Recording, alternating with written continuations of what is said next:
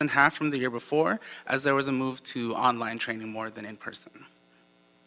Continuing from the end of this reporting period, the focus remained on increasing the number of online training and development opportunities available citywide. And to support this, when we conducted the RFP process for a new online training vendor, we looked at the possibility of using an integrated talent management system rather than strictly an online training. In doing so, we executed a contract in February of this year with Cornerstone On Demand, and were able to purchase modules for learning, onboarding, performance, and succession planning. We were able to launch learning citywide at the beginning of this fiscal year, as well as performance to a few pilot departments. We're currently in the process of building onboarding, which will be launched to a few pilot departments this month.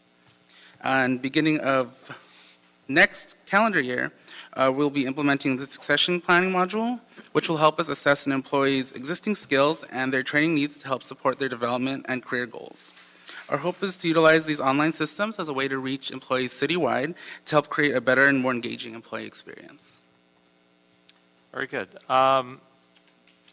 Probably my area of concern in terms of this kind of training is a focus on succession planning, because we're obviously going to lose a fair number of experienced employees. So focusing on training of their potential successors and mentoring programs and other techniques, I think will be pretty critical. So how carefully have we looked at this, and what kind of programs are we looking at? We're also concerned with that. Our focus is on making sure that the people who are still here after a lot of people retire have the skills needed to assume the new roles. We've just launched a mentoring program, a pilot program in the personnel department, and we hope to roll that out citywide shortly. We'll just see how well that's working and make some adjustments, and then we'll roll it out soon.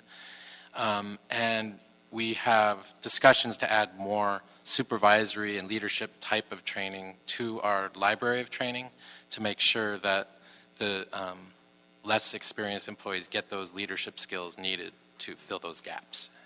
And what do you think the timeline is before we have everything fully up and running? 'Cause obviously I think we're all aware there could be a boatload of people that at least reach retirement age and could retire, so we want to be adequately prepared for that. Right, I mean, to put the training in place that we need with our current budget would require a lot of in-house work, which would take longer, so maybe 2-3 years. And depending on the budget situation, if we purchase off-the-shelf training, we would be able to have that training available much sooner. So obviously something we should be looking at more carefully in the next budget year, and yes, maybe even sooner than that. All right, any other questions, comments? Mr. Rue? Quick question. Thank you, Councilman. This, and as you stated, this is a very important item because, as you know, we're going to have, what, 40+% of our entire workforce eligible for retirement. So I'm very interested in any kind of training and development or continuing education opportunities. So how do employees find out about the online training academy, and or all the opportunities here? How aggressive are we, and how thorough are we in our outreach? Yeah, we do this on a couple of different levels. We send out announcements from our office citywide to let them know about various trainings, whether it's mandatory training they're required to take or new trainings that we've purchased. And we also work with training coordinators in each city department, and we give them information and ask them to disseminate that to their own employees. So we're communicating with employees as much as possible. Do you have any plans to expand on that outreach, possibly? Because I know, being on council for about 1.5 years, I wanted to make sure my staff had opportunities for, just my personal staff to have opportunities, and I don't think we were aware, so, of these opportunities. Sure, we could always do more, definitely. So, okay. And what about expansion on the, not the required courses, but the, I guess the online training academy, where they're more, I guess they're more extra, right? Or extra opportunities? For different training courses? Yeah. Yeah, I mean, we're always looking to expand the library of training available to city employees. We were recently working with ITA and the library to access lynda.com, which has thousands of different courses. And there still may be some options there to provide that to city employees. But we agree, we want to expand the amount of training available. I'd be supportive of that. Thank you. Thank you. I think we all would. So take that as encouragement to do so as we move forward in the process and hopefully the budget process. Any further questions or comments? If not, I would recommend that we note and file this report, and we will do that without objection. Thank you. Thank you. Item number 8. Item number 8, motion Corretz Englander Fuentes relative to expediting the workers' compensation benefit process for all city employees.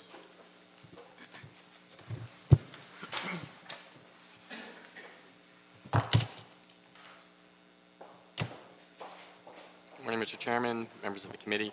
Greg Dion, Assistant General Manager with the Personnel Department. Along with me today is Dave Noltemeyer, who is the Division Chief for the Workers' Compensation Division in the Personnel Department. We've been working with the LAPD and LA Fire Department on preparing a more comprehensive report, which we will be submitting shortly in the near future. But for today, I'm here to give you a quick overview of what we've been working on and take any questions, obviously. Just to put things in context, the department receives in workers' comp claims approximately 7,000 claims a year, and approximately 3,000 of those are with the LA Police Department. We are working on approximately 14,000 open claims at any one time. Those claims generate various medical requests. We actually receive up to 260,000 medical requests a year that our Workers' Comp Division processes.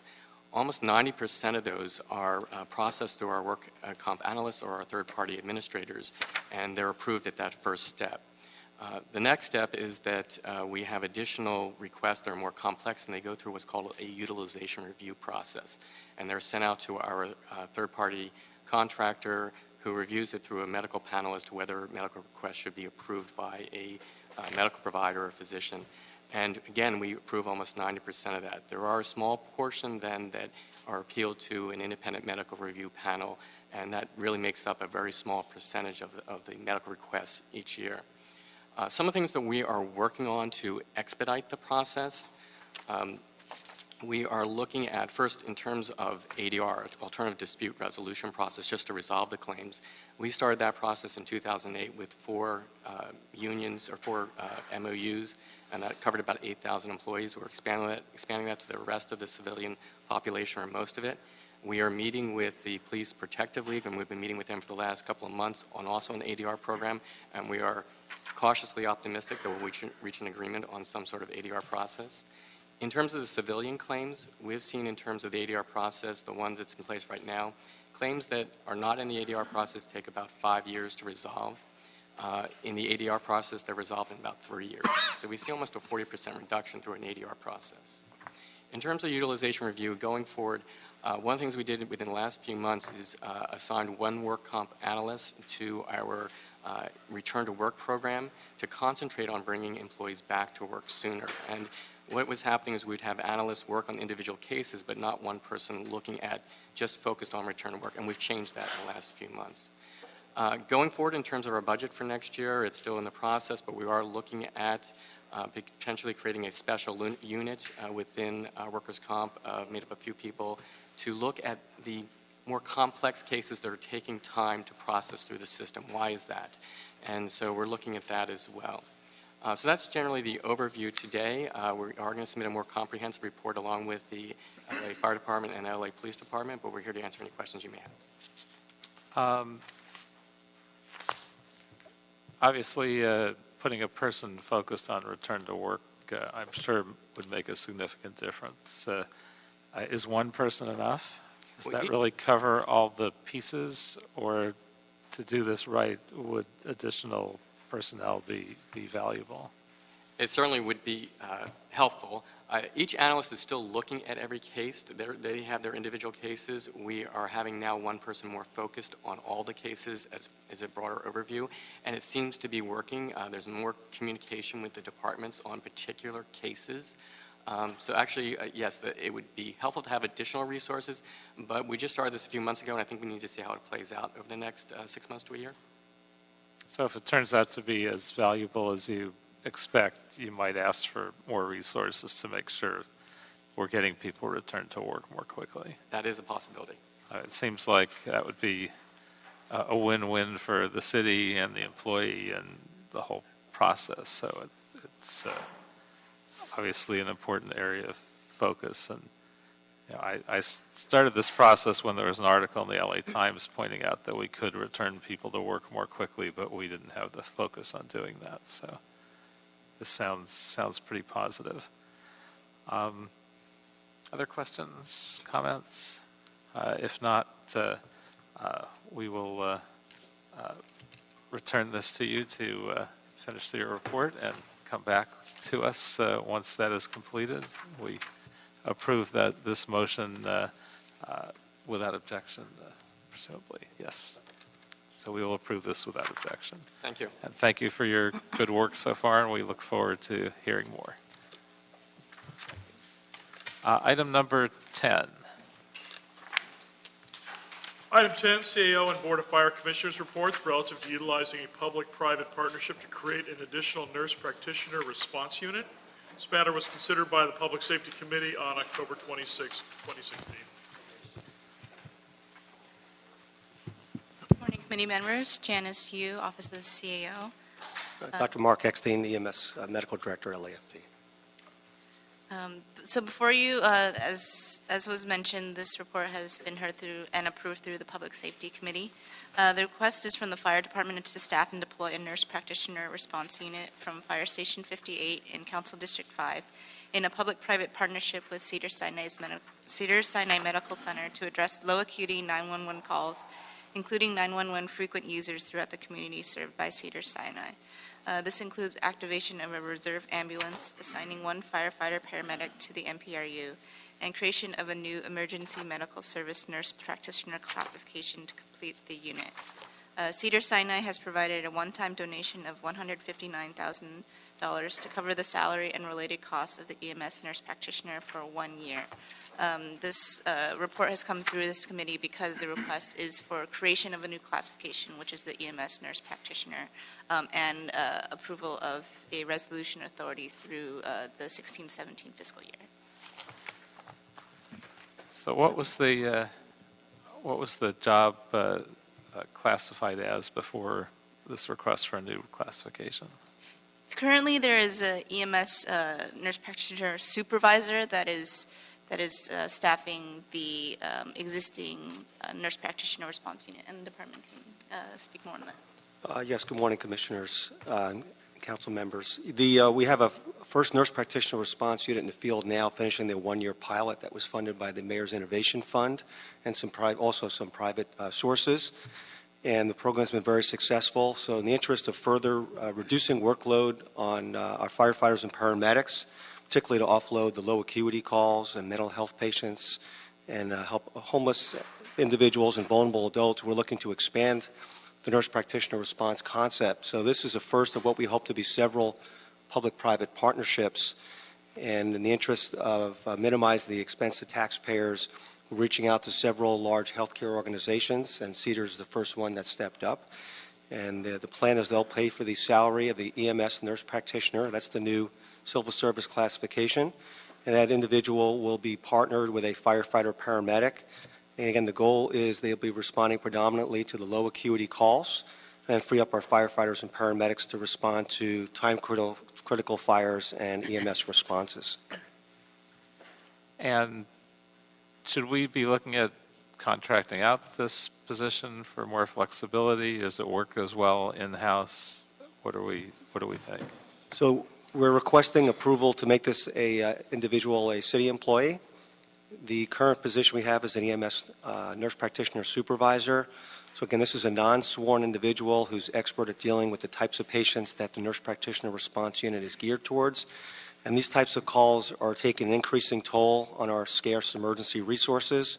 So sending fire companies and paramedics out to patients with mental health emergencies and chronic medical problems and EMS super uses is obviously inefficient and compromising response times where minutes matter.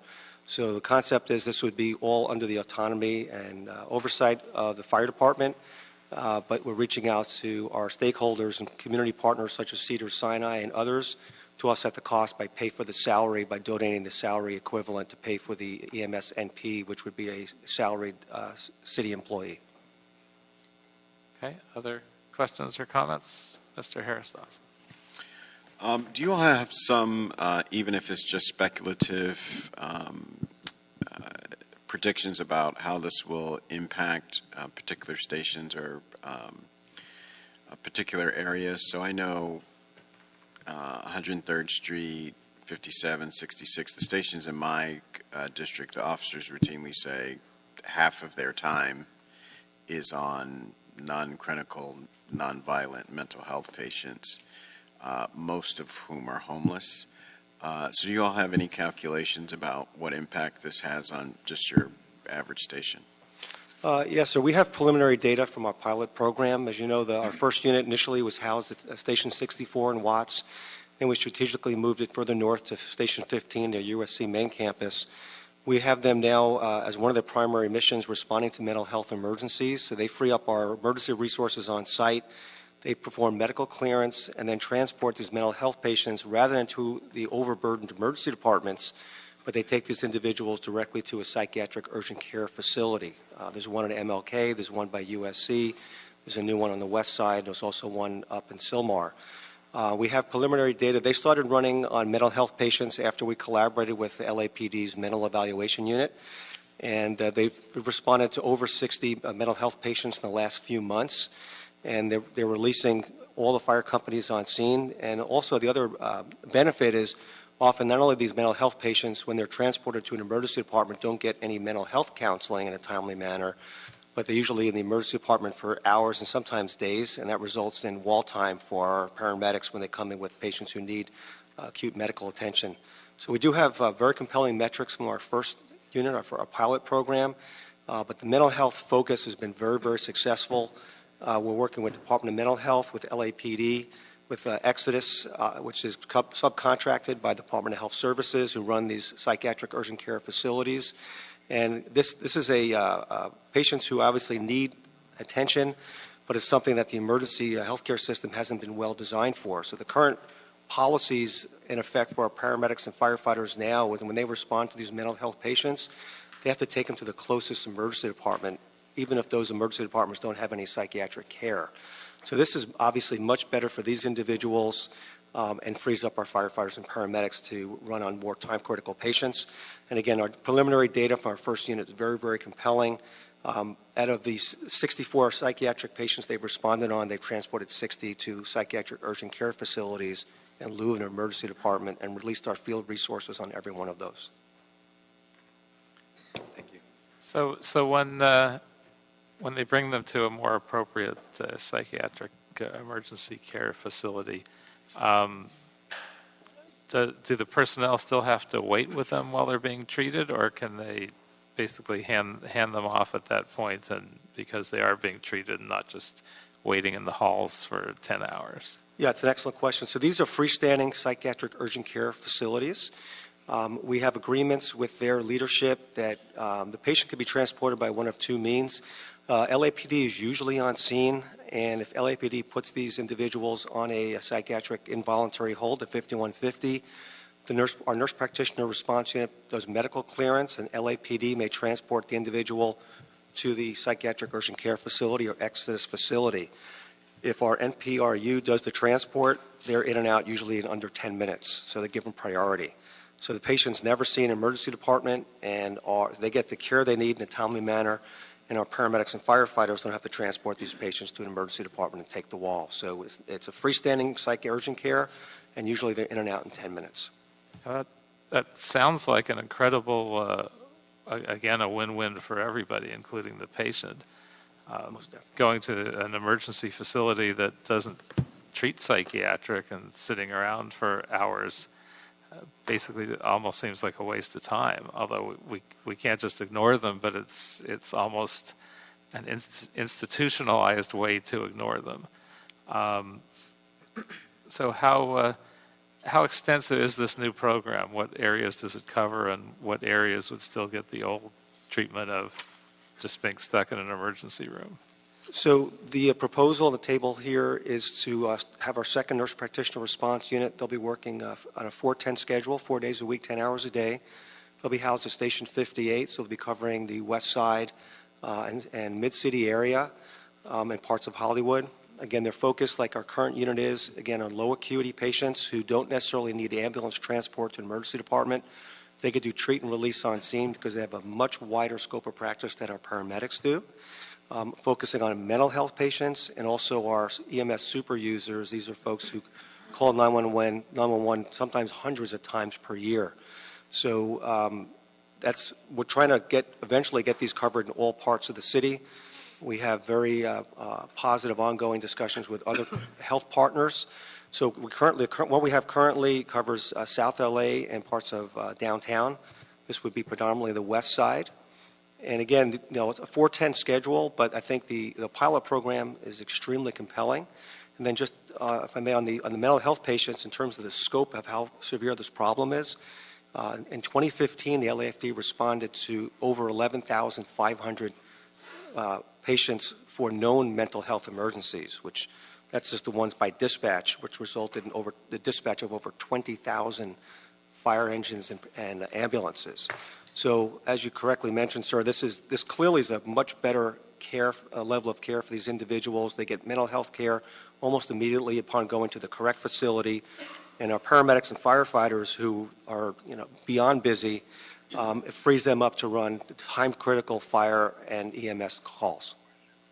Now, I think we should be looking at expanding the program citywide as soon as we can, because it's obvious. I doubt we've done a study of how many hours we could save citywide, but intuitively it seems like a ridiculously huge number of hours just because of the amount of standing around time for folks that transport the mentally ill to inappropriate facilities, when we could do exactly the opposite, and those units would spend very little time at the facilities themselves.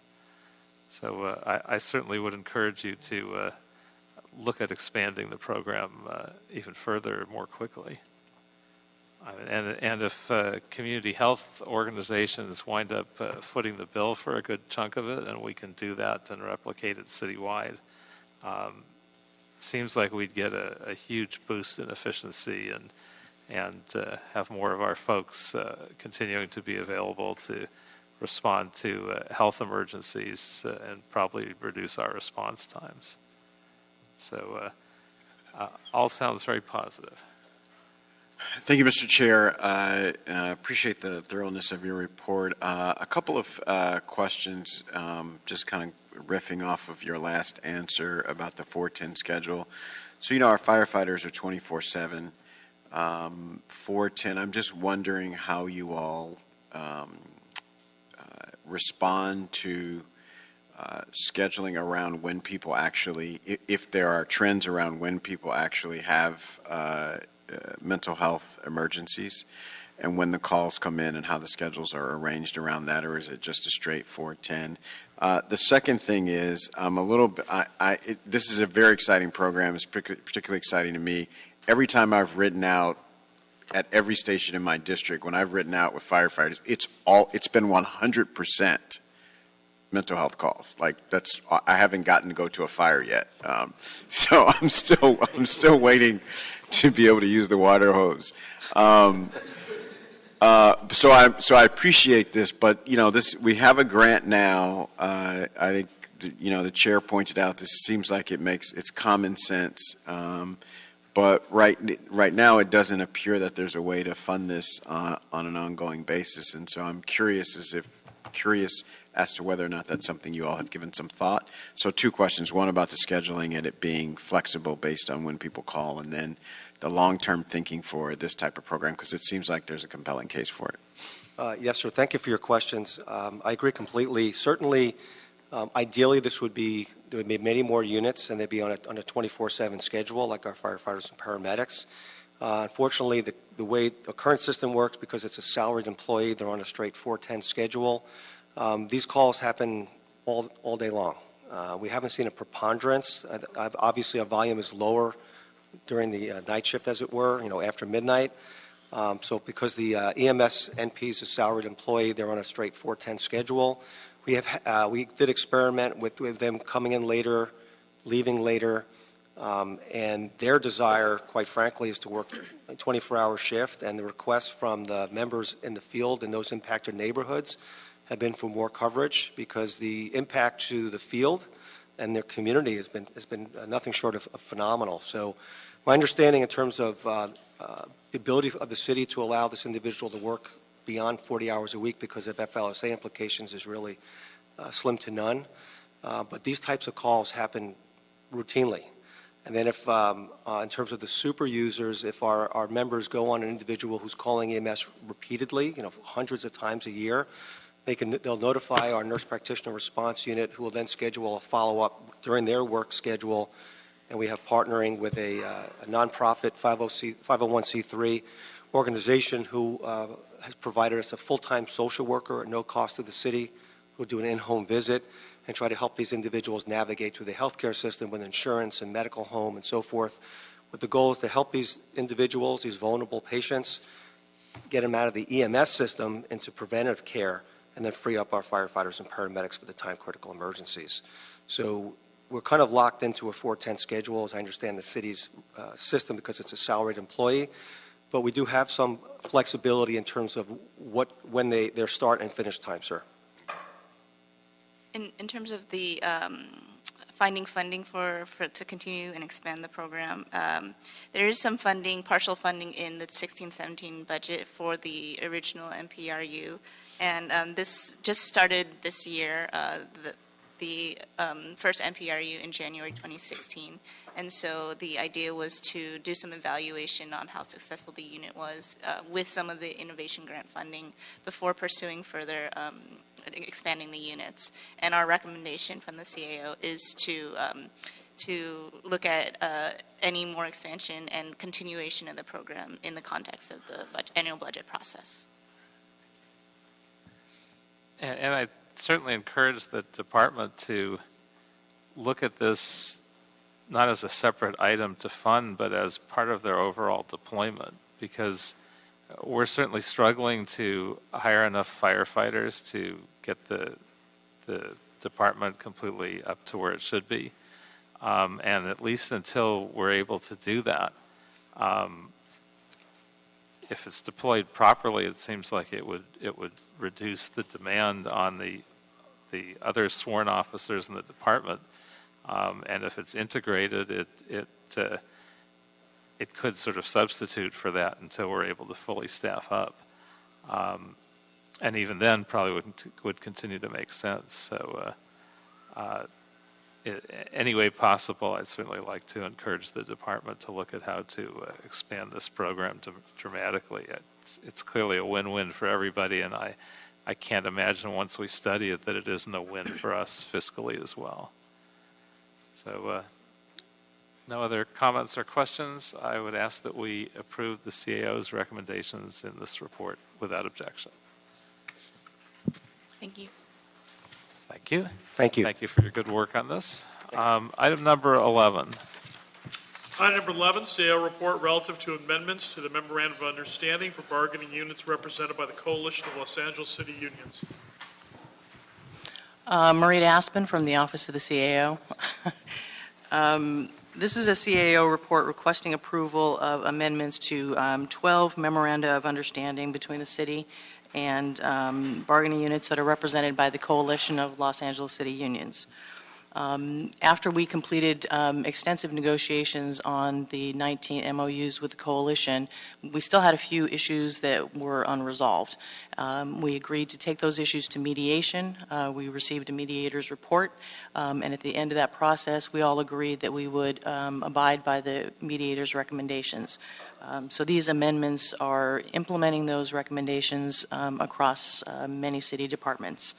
The fiscal impact of these amendments is about $3.2 million annually. The bulk of that is going to be in LAPD, which is about $1.4 million, to change to some additional compensation to principal and senior detention officers. But we are asking approval of the amendments to implement these changes that were negotiated with the coalition. What's the status of the targeted local hire program? Actually, that has been moving along very well. We've had several meetings, and there's representatives here from the coalition that might want to chime in.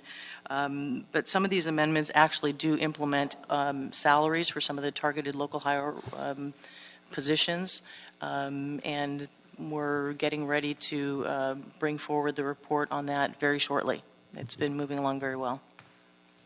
Good to hear. Any other questions or comments? If not, we'll approve the CAO's recommendations without objection. Item number 12. Item number 12, CAO report relative to the 2016-19 Memorandum of Understanding for the Firefighters and Fire Captains Bargaining Unit, MOU 23. Marita Aspen with the CAO's office again.